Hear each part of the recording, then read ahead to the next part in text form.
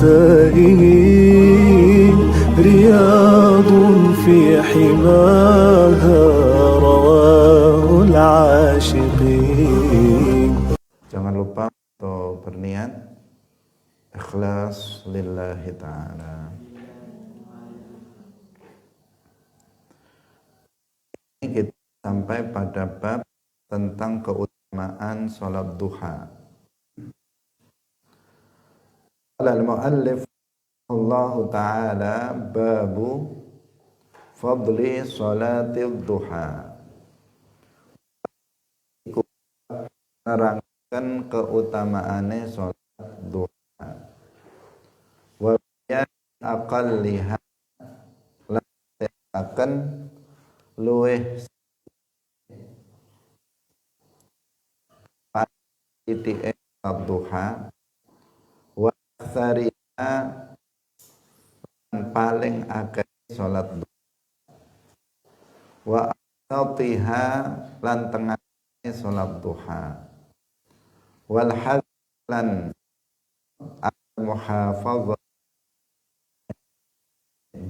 alaiha ing atase sholatid duha. Jadi bab menjelaskan tentang keutamaan duha. Yang kedua adalah sholat duha yang paling sedikit itu berapa, yang tengah itu berapa, dan yang paling banyak itu berapa rakaat. Kemudian yang ketiga menjelaskan tentang motivasi atau dorongan untuk senantiasa menjaga sholat duha, berusaha untuk tidak meninggalkan sholat duha. An Abi Hurairah radhiyallahu anhu, saking Abi Hurairah radhiyallahu anhu, qala wasdawu sapa Abu Hurairah, awsani wis paring wasiat ing ingsun sapa khalili kanca cedhek ingsun sallallahu alaihi wasallam, tegese Rasulullah sallallahu alaihi wasallam, bisiyami thalathati ayyamin min kulli syahr, kelawan poso telu pira-pira dina min kulli syahrin sang saben-saben bulan, wa raq'atay duha lan rong rakaate salat duha, wa an utira lan yento witir sapa sun la an arquda ing dalam sadurunge yento turu sapa ingsun. Muttafaqun alaihi. Diriwayatkan dari Abi Hurairah radhiyallahu anhu, beliau berkata, ausani khalili,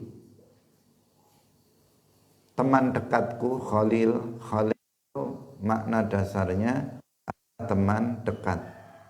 Kalau dinisbatkan kepada manusia ya teman dekat, teman yang sangat dekat. Tetapi ketika dikatakan Ibrahim Khalilullah, bukan berarti Nabi Ibrahim itu temannya Allah. Khalilullah adalah derajat yang sangat tinggi inda Allah.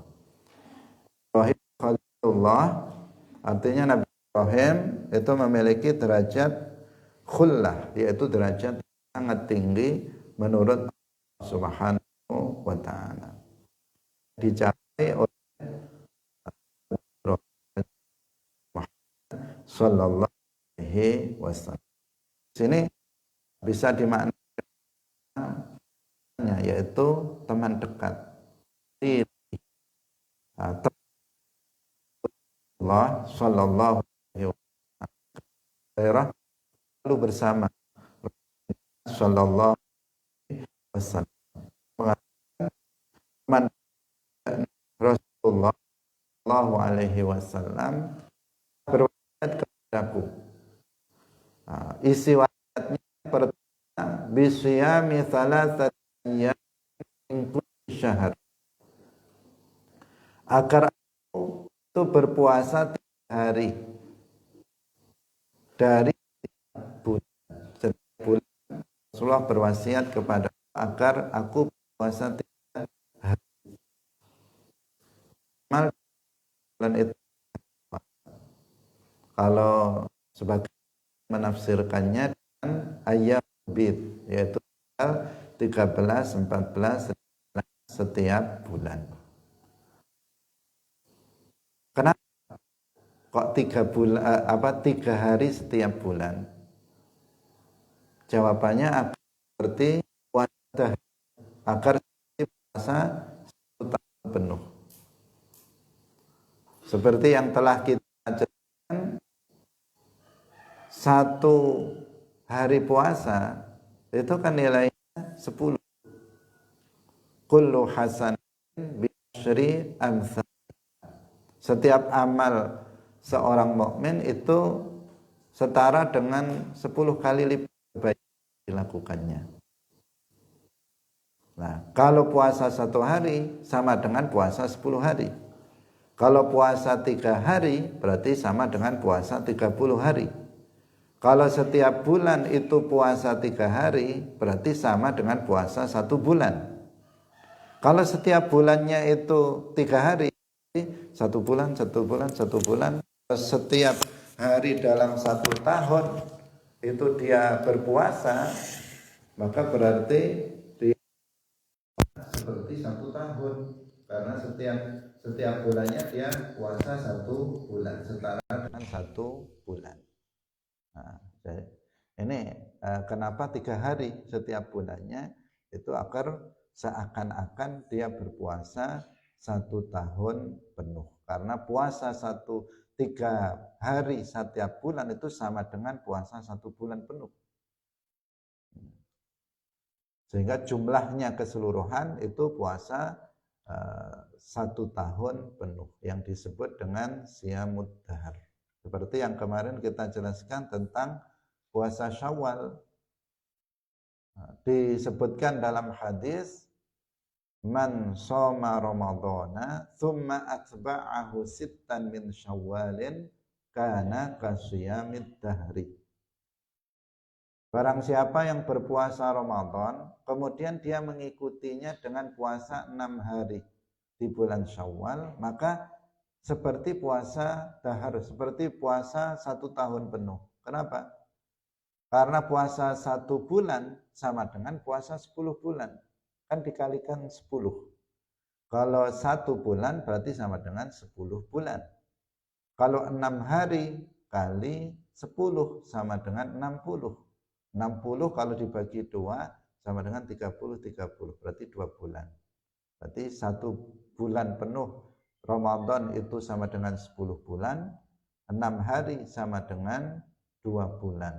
Seluruhnya menjadi 12 bulan. Maka disebut siyamud dahar, kasiyamid dahri, seperti puasa dahar.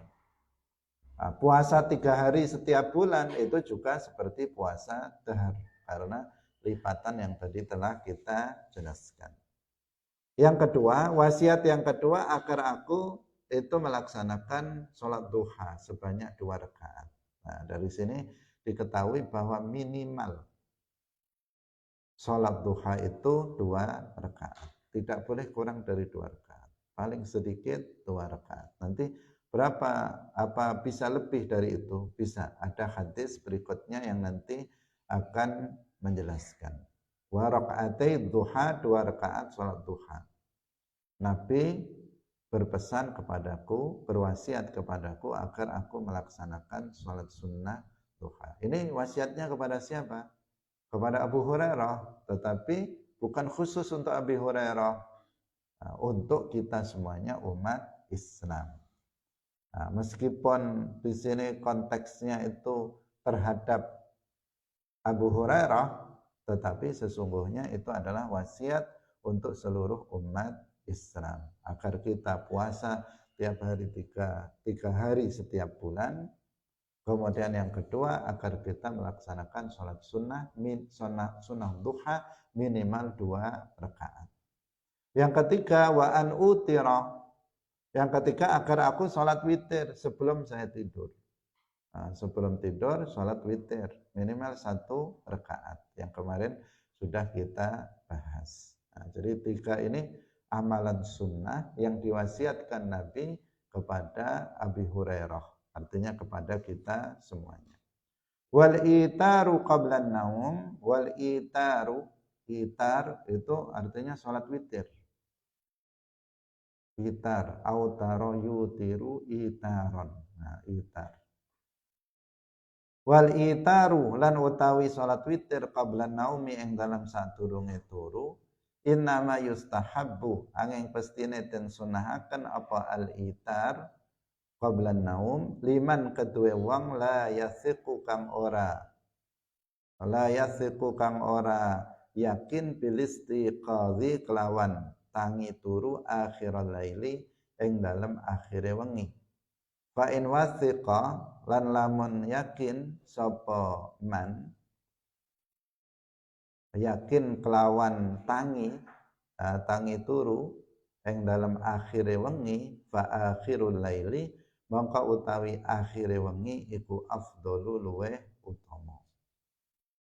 Ini keterangan dari Imam Nawawi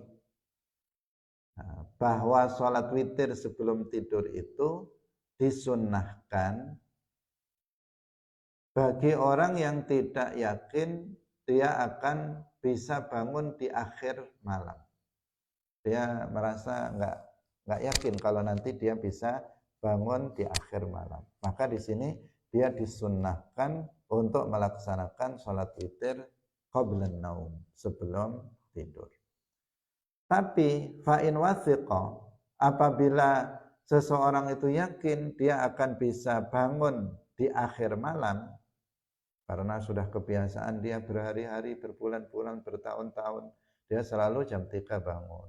Nah, dan seterusnya, pokoknya di akhir malam dia bangun, dia punya keyakinan itu, maka fa akhirul laili afdal. Maka melaksanakan sholat witir di akhir malam sebelum subuh, di akhir malam, maka itu yang lebih utama. Jadi tergantung pada kondisi masing-masing kita. Jika kita yakin bisa bangun di akhir malam, yang lebih utama sholat witirnya di akhir malam. Kalau kita nggak yakin kita bisa bangun di akhir malam, maka sholat witirnya sebelum tidur. Ini keterangan dari Imam Nawawi, karena dalam hadisnya itu disebutkan witir sebelum tidur. Nah, saya diwasiati untuk agar aku sholat witir sebelum tidur. Nah, ini tidak disyaratkan harus sebelum tidur. Nah, ini bukan berarti Imam Nawawi menentang Nabi. Gimana Nabi mengatakan sebelum tidur? Kok Imam Nawawi yang mengatakan yang afdal setelah tidur? Tentu Imam Nawawi berdasarkan hadis-hadis yang lainnya, menggabungkan antara beberapa hadis. Karena memang para sahabat itu ada yang melaksanakan sholat witir sebelum tidur, ada yang melaksanakan setelah tidur. Termasuk Abu Hurairah diwasiati agar sholat witir sebelum tidur. Bisa jadi Abu Hurairah termasuk orang yang tidak yakin bisa bangun di akhir malam, sehingga diwasiatkan agar sholat witirnya itu sebelum tidur. Hadis berikutnya. Wa an Abi Dzarrin lan saking Abi Dzar radhiyallahu anhu anin nabiyyi saking kanjeng Nabi sallallahu alaihi wasallam. Qala wasdawuh sapa kanjeng Nabi yusbihu ala kulli sulama min ahadikum sadaqatun. Yusbihu dadi ala kulli sulama ing atase saben-saben ros-rosan min ahadikum saking salah siji sira kabeh Shadaqatun utawi sedekah iku ala kulli sulama min ahadikum shadaqatun utawi sedekah. Fa kullu tasbihatin mongko utawi saben-saben tasbih iku shadaqatun sedekah. Wa kullu tahmidatin dan utawi saben-saben tahmid maca alhamdulillah iku shadaqatun sedekah. Wa kullu tahlilatin dan saben-saben tahlil iku shadaqatun sedekah. Wa kullu takbiratin dan utawi saben-saben takbir iku shadaqatun sedekah. Wa amrun lan perintah bil ma'rufi kelawan kebagusan iku shadaqatun sedekah. Wa nahyun lan nglarang anil mungkari saking kemungkaran iku shadaqatun sedekah. Wa yujzi'u lan nyukupi min dzalika saking mangkono-mangkono iku apa rakaatani rong rakaat yarka'uhuma kang salat ing karone minab duha saking salat duha utawa kang rukuk ing karone minab duha saking salat duha. Rawahu ngriwayataken yang hadis sapa Musliman Imam Muslim. Dari Abi Dzar radhiyallahu anhu dari Nabi sallallahu alaihi wasallam beliau bersabda, setiap sendi, setiap ros-rosan itu setiap sendi yang ada pada salah seorang diri kalian itu bisa menjadi sedekah.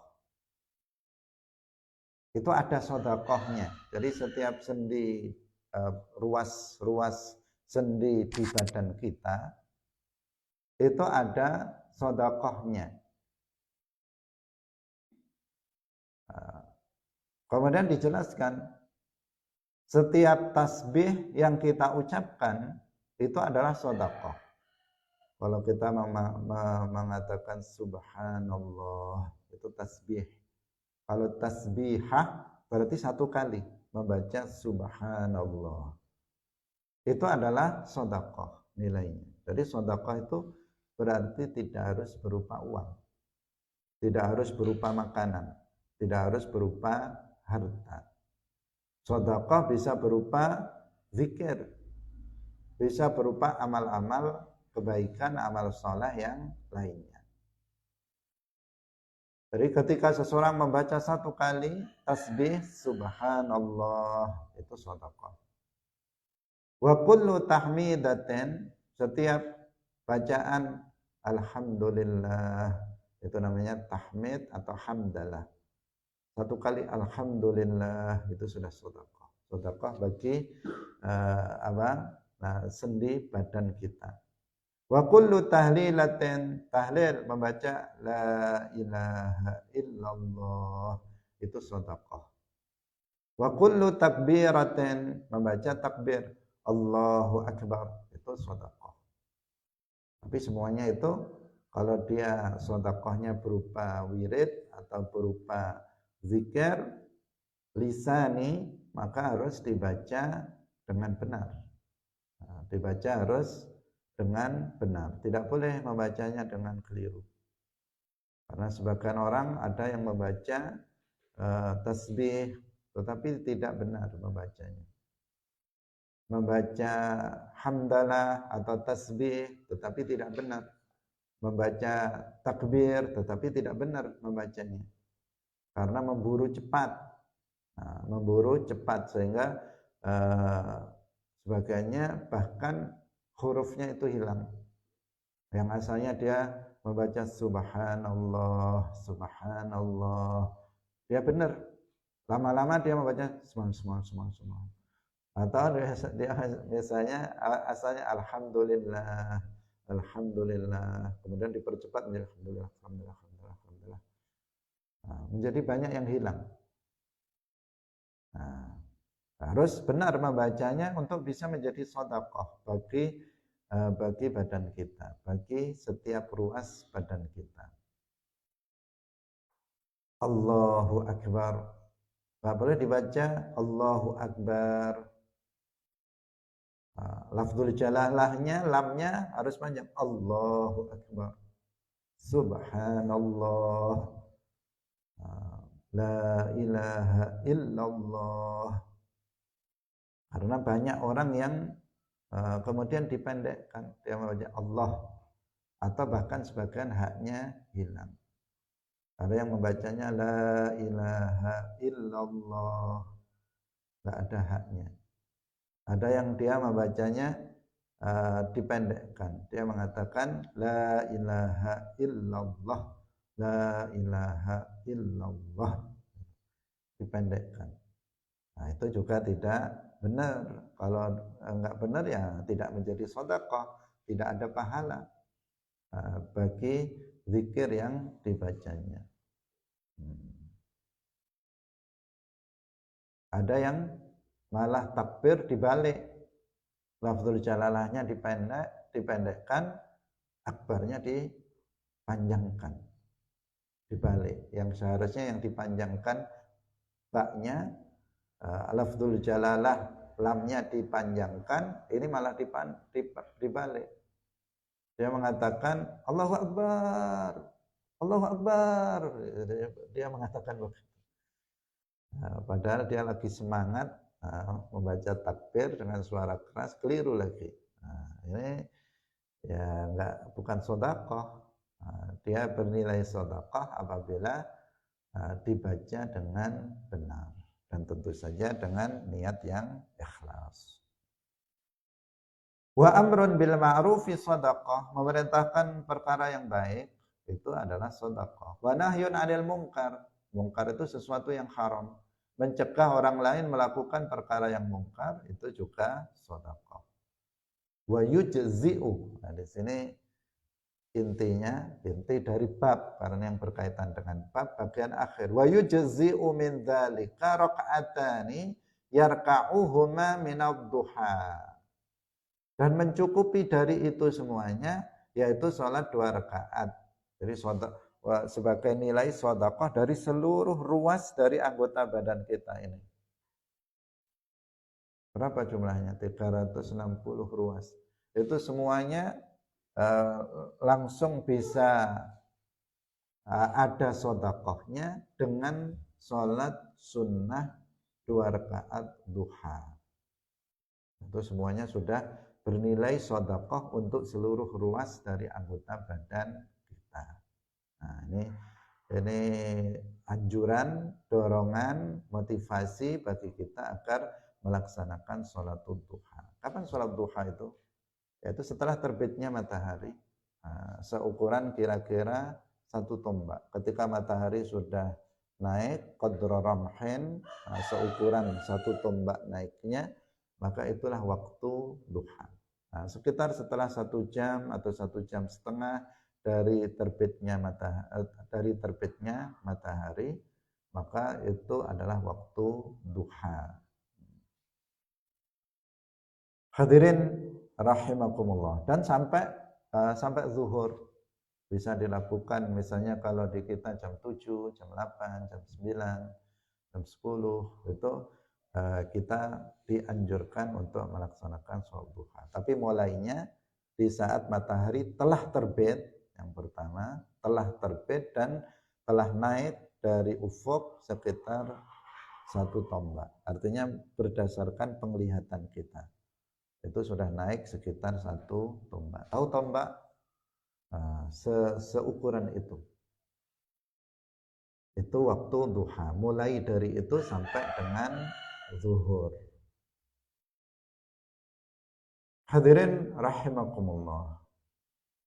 Wa an Aisyata, hadis berikutnya. Wa an Aisyata lan saking Aisyah radhiyallahu anha. Qalat wasdawuh sapa Aisyah. Kana ana sapa Rasulullah sallallahu alaihi wasallam iku yusolli salat sapa Rasulullah ad-duha ing duha arba'an ing 4 rakaat. Wa yazidulan nambah sapa Kanjeng Nabi ma ing barang syaa kang ngersakaken sapa Allahu Gusti Allah. Rawahu riwayataken hadis sapa Muslimun Imam Muslim. Dari Sayyidah Aisyah istri Rasulullah Shallallahu Alaihi Wasallam radhiyallahu anha, beliau berkata, karena Rasulullah Shallallahu Alaihi Wasallam yusalli duha arba'an. Nah, dulu Nabi itu sholat duhanya sebanyak 4 rakaat. Jadi yang tadi itu 2 rakaat, hadis yang pertama juga 2 rakaat, hadis kedua 2 rakaat. Sekarang hadis yang ketiga, Sayyidah Aisyah itu berdasarkan yang beliau lihat bahwa Nabi melaksanakan sholat duha itu sebanyak 4 rakaat. Berarti boleh 2 rakaat, boleh 4 rakaat. Dan boleh lebih dari 4 rakaat. Nanti dalam hadis yang berikutnya. Berarti aqalluha, tadi dalam bab disebutkan minimal jumlah rakaat. Yang tengah-tengah berapa? Ausatuha, tengah-tengahnya berapa? 4 rakaat. Itu yang ausat, yang tengah-tengah. Kalau kita silahkan ambil mana saja, minimal yang 2 rakaat atau 4 rakaat atau nanti yang 8 rakaat. Nah, tentu lebih sempurna itu lebih baik, lebih baik. Tapi sesuai dengan kadar kemampuan kita masing-masing atau sesuai dengan kemauan kita masing-masing. Karena sebenarnya kita mampu 8 rakaat setiap hari pun sebenarnya kita mampu. Tapi kadang tidak ada kemauan untuk melaksanakannya. Ini penting sholat duha ini sehingga di pesantren juga di tempat kita juga dianjurkan para santri itu untuk melaksanakan sholat duha. Di sekolah-sekolah biasanya juga ada sholat duha. Tetapi sholat duha ini tidak dianjurkan untuk dilaksanakan secara berjamaah. Jadi ada sholat sunnah itu dianjurkan untuk dilakukan secara berjamaah. Ada sholat sunnah yang tidak dianjurkan untuk dilakukan secara berjamaah.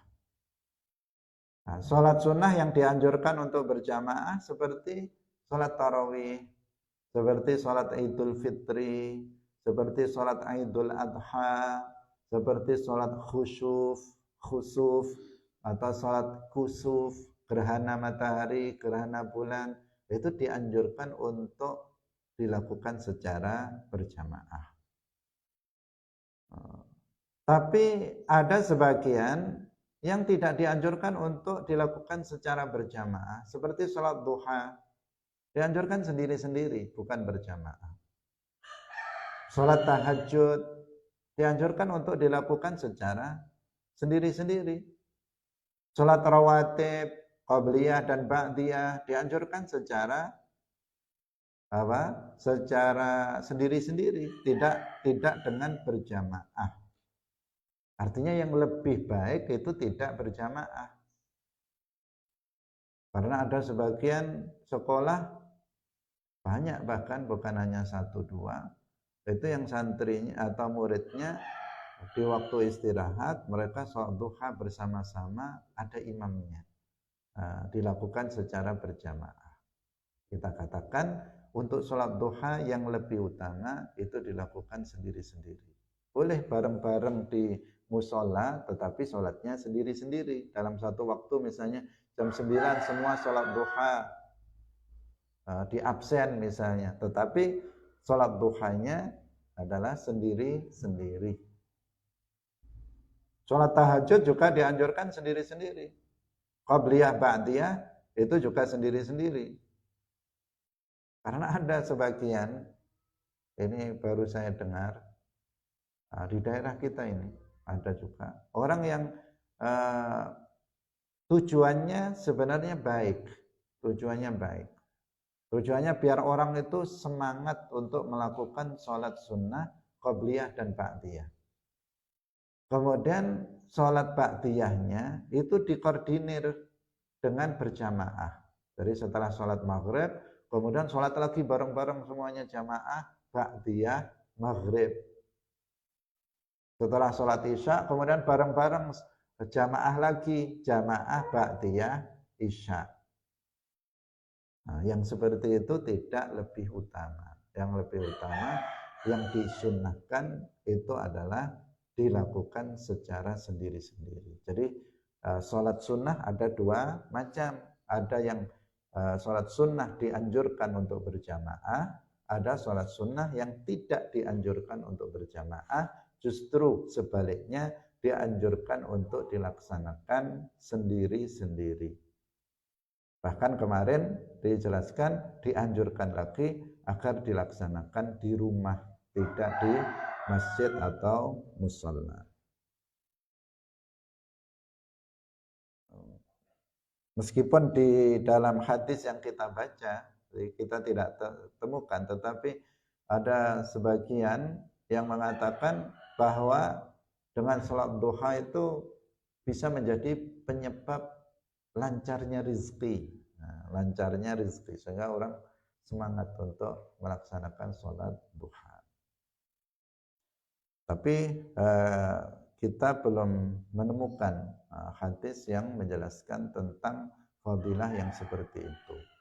Nah, tetapi cukup bagi kita bahwa sholatul duha itu sangat dianjurkan, yaitu dengan pesan Nabi tadi kepada Abi Hurairah. Kemudian Nabi sendiri melaksanakan sholatul duha, mempraktekkannya dalam kehidupan sehari-hari beliau. Hadirin rahimakumullah, kita lanjutkan pada hadis yang terakhir dari bab ini. Wa an ummi hani'in lan sangking ummi hani. Fakhitata binti Abi Thalib.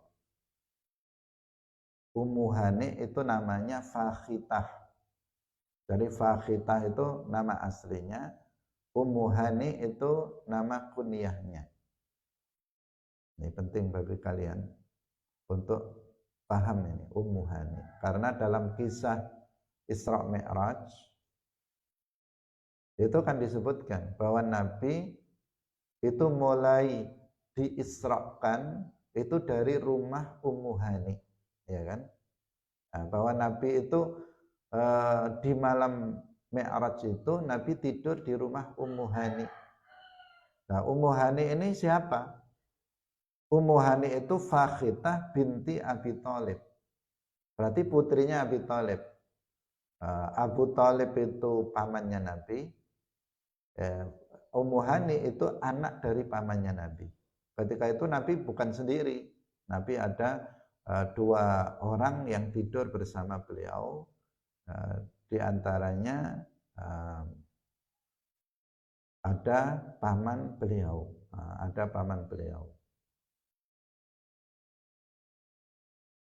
Jadi namanya siapa? Fakhitah bintu Abi Thalib radhiyallahu anha. Qalat dhahabtu, itu Fakhitata dibaca fathah itu karena apa? Isim ghairu munsharif, sehingga dia majrur tetapi pakai fathah. Takutnya kalian bingung. Fakhitata binti Abi Thalib. Karena an Ummi Hani, Fakhitah jadi badal dari Ummi Hani. Hukumnya dia majrur, tetapi jarnya memakai fathah karena isim ghairu munsharif. Qalat wasdawa sapa Ummu Hani, dhahabtu waslunga sapa ingsun ila Rasulillah, maring Rasulillah sallallahu alaihi wasallam, amal fathi, ing dalam tahun Fathu Makkah. Fawajadtuhu, nuli nemu sapa ingsun ing Kanjeng Nabi, yaghtasilu, iku yaghtasilu lagi siram sapa Kanjeng Nabi. Falamma faragha nuli tatkalane wis rampung sapa Kanjeng Nabi min huslihi saking sirame Kanjeng Nabi, shalla mongko salat sapa Kanjeng Nabi samania rakaatin ing 8 pira-pira rakaat. Wa dzalika lan utai mangkono-mangkono samania rakaat iku duha muttafaqun alaihi. Wa hadza mukhtasarul lafzi wa hadza lan utawi iki iku mukhtasarul lafzi ihda riwayati muslimin ringkasane lafat salah sijine pira-pira riwayate Muslim. Dari Ummi Hani namanya Fakhitah binti Abi Thalib radhiyallahu anha. Di sini radhiyallahu anha, tidak radhiyallahu anhuma. Karena Abu Thalib itu bukan muslim. Dia paman Nabi yang mendukung dakwah Nabi sejak awal. Tetapi sampai dengan meninggal dunia, Abu Thalib tidak pernah mengucapkan 2 kalimat syahadat masuk Islam. Sehingga dia mati dalam keadaan kafir. Sehingga di sini enggak ada radhiyallahu anhuma misalnya. Demikian juga kalau Ali bin Abi Thalib dikatakan radhiyallahu anhu, bukan radhiyallahu anhuma. Itu menunjukkan bahwa benar ayahnya Ali bin Abi Thalib, yakni Abu Thalib, paman Nabi, ini memang mati dalam keadaan kafir. Kalau muslim pasti disebutnya karena sahabat, anak sahabat pasti radhiyallahu anhuma, seperti Ibnu Abbas radhiyallahu anhuma, Ibnu Umar radhiyallahu anhuma. Kenapa? Ibnu Umar berarti dia Abdullah ibn Umar ibn Khattab. Umar bin Khattab sahabat, anaknya sahabat, sehingga radhiyallahu anhuma. Ibnu Abbas radhiyallahu anhuma, Abdullah ibnu Abbas, Abdullah sahabat, kemudian Al-Abbas itu juga sahabat, sehingga doanya radhiyallahu anhuma. Di sini Fakhitah bintu Abi Thalib radhiyallahu anha, berarti yang didoakan cuma Fakhitahnya saja, Abu Thalibnya tidak, karena Abu Thalib mata kafirun, mati dalam keadaan kafir. Sayyidah Aisyah radhiyallahu anha, beliau mengatakan, "Zahabtu ila Rasulillah." Aku telah pergi ke Rasulullah sallallahu alaihi wasallam amal fathi, pada tahun Fathu Makkah. Tahu Fathu Makkah? Tahun ditaklukkannya kembali kota Makkah. Kita tahu Nabi hijrah ke Madinah setelah 13 tahun Nabi hijrah. Nabi itu berdakwah di Makkah Al-Mukarramah. Beliau lahir di Makkah, tumbuh dewasa di Makkah, kemudian diangkat menjadi Nabi di Makkah. Setelah 13 tahun dakwah di Makkah, kemudian Nabi diperintah oleh Allah untuk hijrah ke Al-Madinah Al-Munawwarah, ke Yasrib ketika itu namanya. Sehingga Makkah dikuasai oleh orang-orang kafir Quraisy. Dikuasai penuh oleh orang-orang kafir Quraisy. Setelah di Madinah Islam menyebar luas, Islam menjadi kuat selama 10 tahun. Maka pada tahun 10 Hijriah, Nabi bersama para sahabat kembali ke Makkah untuk menaklukkan kota Makkah. Dan berhasil dikuasai tanpa terjadi peperangan, tanpa terjadi perlawanan dari orang-orang kafir Quraisy, karena kuatnya umat Islam ketika itu dan lemahnya orang-orang kafir Quraisy ketika itu, sehingga dengan mudah umat Islam kembali menguasai Makkah. Maka Makkah dan Madinah dalam kekuasaan umat Islam. Hari itu disebut Fathu Makkah. Dan Fathu Makkah ini ya hari kemenangan besar bagi umat Islam. disebutkan di dalam Al-Qur'an. Idza jaa nasrullahi wal fath. Al-fath itu Fathu Makkah. Ketika datang pertolongan Allah dan Fathu Makkah. Maka ketika itu apa? Wa ra'aitan nasa yadkhuluna fi dinillahi afwaja.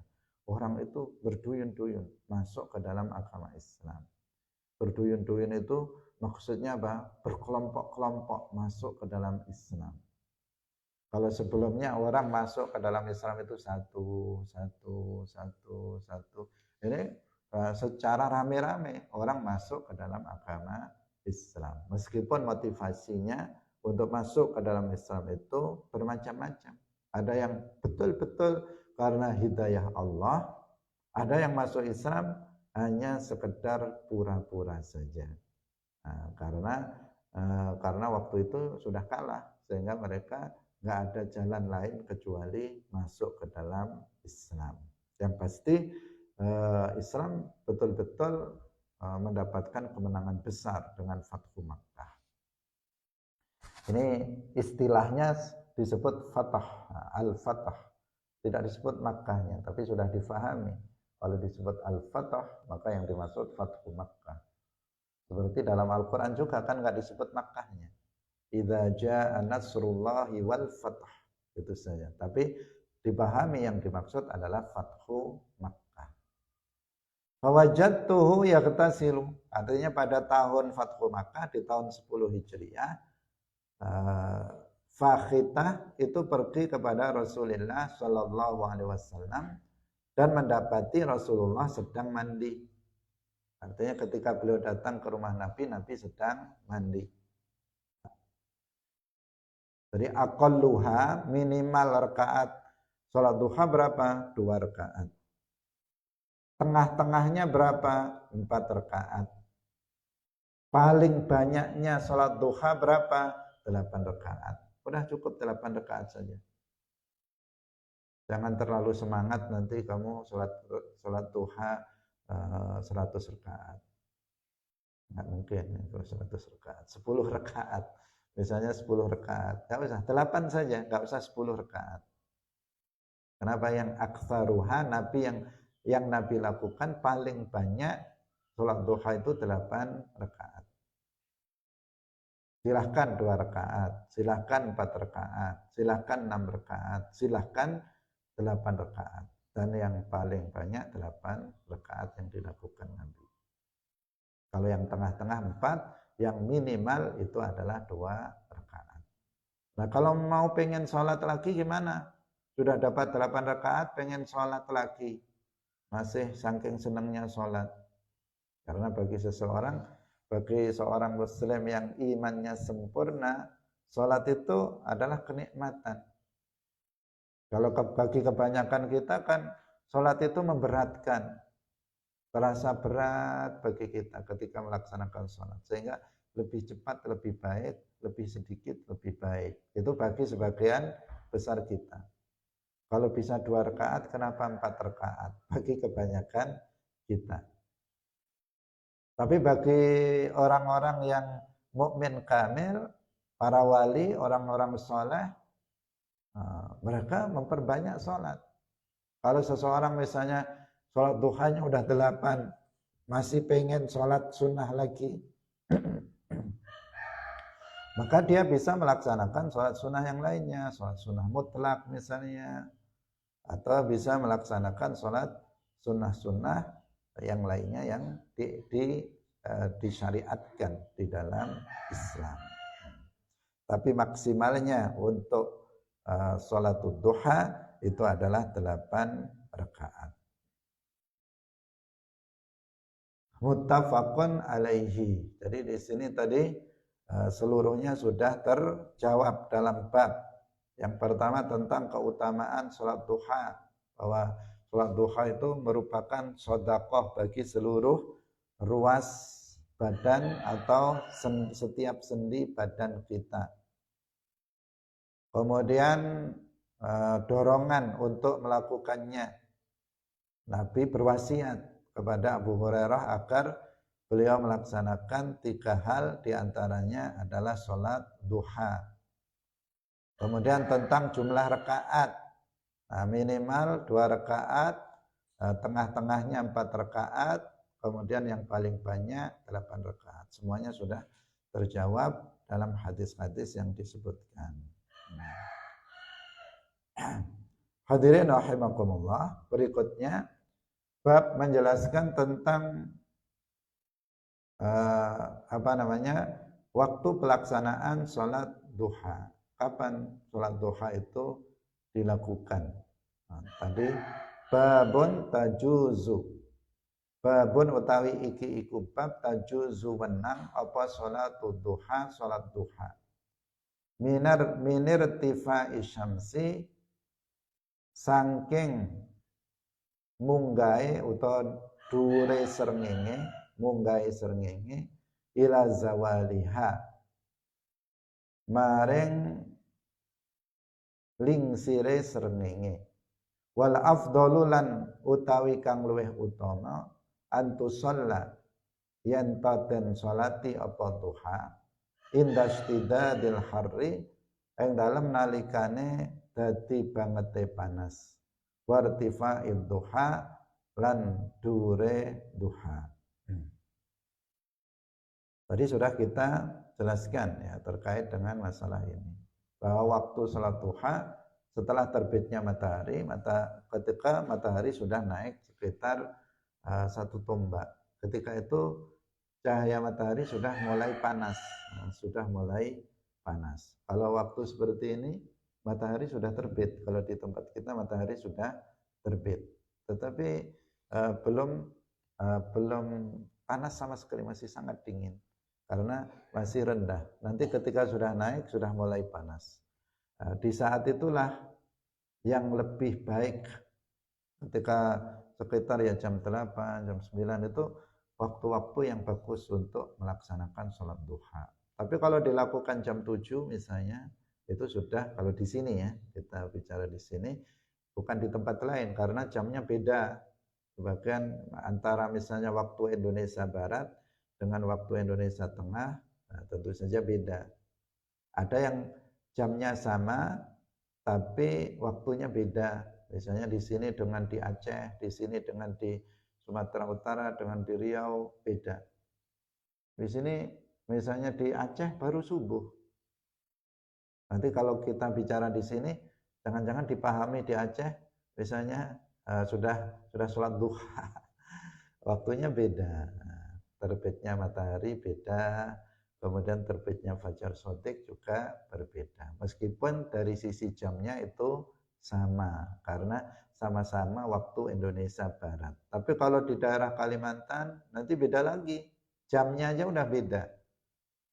Jamnya sudah beda, terpaut, ada yang terpaut 1 jam. Nanti kalau di Papua sana terpaut 2 jam. Di sini jam berapa? Jam 6, di sana udah jam 8. Seperti itu. Jadi kita karena ngajinya di Kediri, jadi kita pakai waktu sini. Tetapi yang mudah itu ya ketika matahari setelah terbit kemudian naik sekitar 1 tombak, seukuran 1 tombak. Kalau itu udah berlaku untuk semua. Kalau kita menyebut jam, nanti khawatirnya ada yang salah paham. Tapi kalau kita menyebut setelah terbitnya matahari sekitar 1 tombak, itu di mana saja berlakunya seperti itu. Jamnya bisa jam berapa saja sesuai dengan jam yang berlaku di daerah tersebut. Hadirin rahimakumullah, ini ada 2 hadis tapi waktunya sudah tidak. Ada 1 hadis sebenarnya, tapi waktunya tidak memungkinkan untuk kita baca. Insyaallah besok kita lanjutkan. Barakallahu fikum, wallahul muwaffiq ila aqwamit thariq. Wassalamualaikum warahmatullahi wabarakatuh. La ilaha illallah. Allahumma salli ala sayyidina Muhammad wa ala alihi wa sahbihi wa sallim. Rabbighfirli wa liwalidayya wa lil mu'minin